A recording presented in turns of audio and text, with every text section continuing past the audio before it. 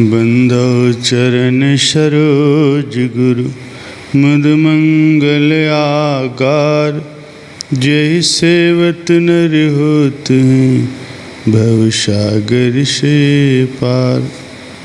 गुरु जी के स्मरण मात्र से नाशत विघ्न अनंत। तासे सर्व आरंभ में धावत हैं सब संत। तासे सर्व आरंभ में धावत हैं सब संत।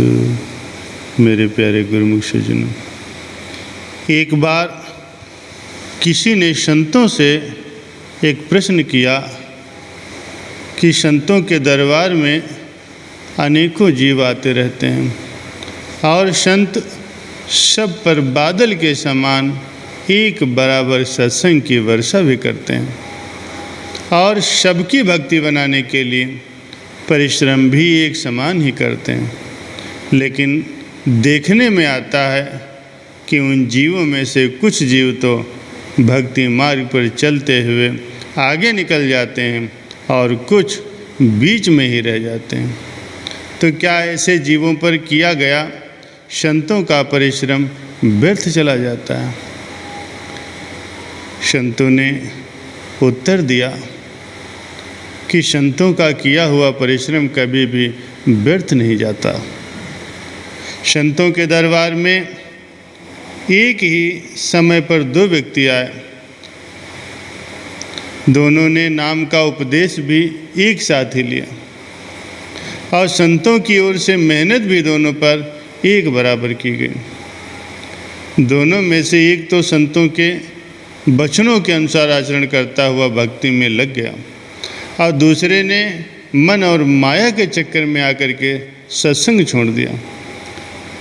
ये बात सत्य है और ऐसा होना भी संभव है, क्योंकि जहाँ भक्ति के भंडार खुले होते हैं वहाँ साथ साथ माया भी अपना काम कर रही होती है और मन भी माया का ही बना हुआ है। वो भी माया के साथ मिलकर बहुधा जिज्ञासु को धोखा ही देता है। इसीलिए ऐसा हो जाना कोई आश्चर्य की बात नहीं। संतों के दरबार में ऐसा देखा जाता है, लेकिन जो कुछ काल भक्ति करके संतों का साथ छोड़ देते हैं उन पर की गई संतों की मेहनत कभी भी व्यर्थ नहीं जाती। जैसे एक अध्यापक सब विद्यार्थियों को समान रूप से वर्ष भर पढ़ाता है, उनमें से एक तो पूरी तरह मन लगाकर पढ़ता है और उत्तम अंक लाकर सफल होता है, और दूसरा विद्यार्थी जो मन लगाकर अध्ययन नहीं करता वो अपने प्रमाद, अपनी गफलत के कारण सफल नहीं हो पाता।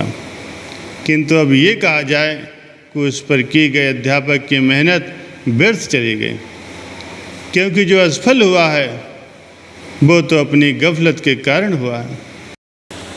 अध्यापक की मेहनत ने तो बराबर अपना काम किया और आगे भी करता रहा, लेकिन उससे किसने लाभ उठाया ये सोचने की बात है। इसी प्रकार संत महापुरुषों का सत्संग भी हमेशा जारी रहता है। जो गफलत के कारण उससे लाभ नहीं उठा पाते ये उनकी अपनी कमजोरी होती है। संत तो हमेशा सबको भक्ति व परमार्थ की ओर ही बढ़ता देखना चाहते हैं। इसके लिए उनकी मेहनत हमेशा जारी रहती है और जीव जब भी उनकी शरण में जाकर उनके वचनों पर अमल करेगा वो उससे लाभ पहुँचाएंगे।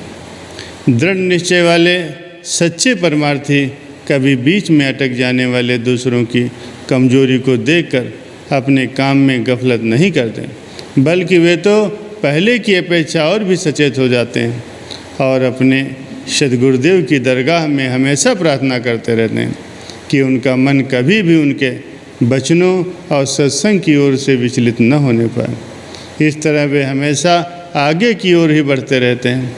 कुदरती बात यह है कि एक को गिरते हुए देखकर दूसरा अगर अपने पांव दृढ़ रखता है तो उसके पांव पहले से भी अधिक मजबूत हो जाते हैं। जब ऐसा होता है तो फिर उसके द्वारा दूसरे अनेक जीवों का उद्धार होता है।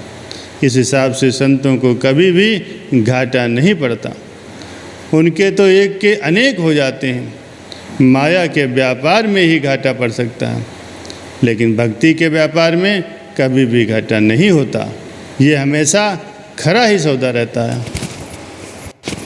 70 लाख दियो परवाना, 100 हंसा लोक पठाना। कबीर साहब जी कहते हैं कि हमने 70 लाख रूहों को रूहानी संदेश दिया, उनमें से 700 अपने धुरधाम में पहुंच पाए। इस हिसाब से 10,000 में से केवल एक निकल पाया। जब ऐसी बात है तो प्रश्न उत्पन्न होता है, जो नहीं निकल पाए उनका क्या हुआ? जो रूहें धुर स्थान तक नहीं पहुंच पाती और उनका शरीर बीच में ही छूट जाता है, वास्तव में यही वे संस्कारी रूहें बन जाती हैं, जो अपने दूसरे जन्म में अनुकूल सामान पा करके, अनुकूल वातावरण पा करके अपनी पिछली अधूरी कमाई को पूरा करने लगती हैं। अनुकूल सामान से भाव ये है कि मनुष्य जन्म तो उनको मिलेगा ही, इसमें कोई भी संदेह नहीं है। फिर सत्संग का मिल जाना, संत सद्गुरु का संयोग हो जाना और उनसे सतनाम की प्राप्ति हो जाना, ये सभी अनुकूल सामान है। जब ये मिल जाता है तो वे रूहें फिर उन्नत के मार्ग पर चलना आरंभ कर देती हैं। कुछ करने कुछ कर्मगत, कुछ पूर्वले भाग वाली कहावत बन जाती है। इस रीत से वे अपना काम बना लेते हैं। महापुरुषों ने कहा है, एक जन्म में सिद्ध नहीं, अनेकों जन्मों में सिद्ध है। क्योंकि संत सद्गुरु भी समय समय पर अपना रूप बदलकर इस संसार में आते रहते हैं और ये रूहें भी उनसे बार बार आकर मिल जाया करती हैं। ये नियम है जो सदा से इसी भांति चला आ रहा है। जैसा कि हम संसार में देखते हैं कि शाही तख्त कभी राजा के बिना नहीं खाली रहता, कोई न कोई बादशाह उस पर हर घड़ी बैठकर संसार का प्रबंध चलाता रहता है। इसी भांति रूहानी दुनिया के अंदर भी रूहानी तख्त भी अपने बादशाह से कभी खाली नहीं होता। सदा ही इस तख्त के ऊपर रूपों को बदल बदल कर महापुरुष राज करते रहते हैं। संतों के दरबार में 3 प्रकार के जीव आते हैं, मध्यम, उत्तम और निकृष्ट, अर्थात धर्मोधर्मी, कर्मोकर्मी और सर्वसर्मी। उत्तम वे होते हैं जो धर्मोधर्मी आते हैं, यानी महापुरुषों के दर्शन करना, उनके वचनों को सुनना, उनके दरबार की सेवा करना अपना धर्म समझते हैं। वे किसी दूसरे की ओर ध्यान नहीं देते कि कौन सेवा कर रहा है, कौन नहीं कर रहा। दूसरे वे होते हैं जो कर्मोकर्मी आते हैं, दूसरों को सेवा करते देखा तो ये भी सेवा करने लगे। उनके अंदर पिछले जन्म की भक्ति के संस्कारों का बीज होता है और परमार्थी कर्मों की सहायता से ये बीज फैलने लगता है और सत्संग की बरकत से परमार्थी कर्मों में लगकर अपने आप को दृढ़ बना लेते हैं। तीसरे होते हैं निकृष्ट जीव, जो दूसरों की देखा देखी लोक लाज के कारण सर्वसर्मी सत्संग में आते हैं।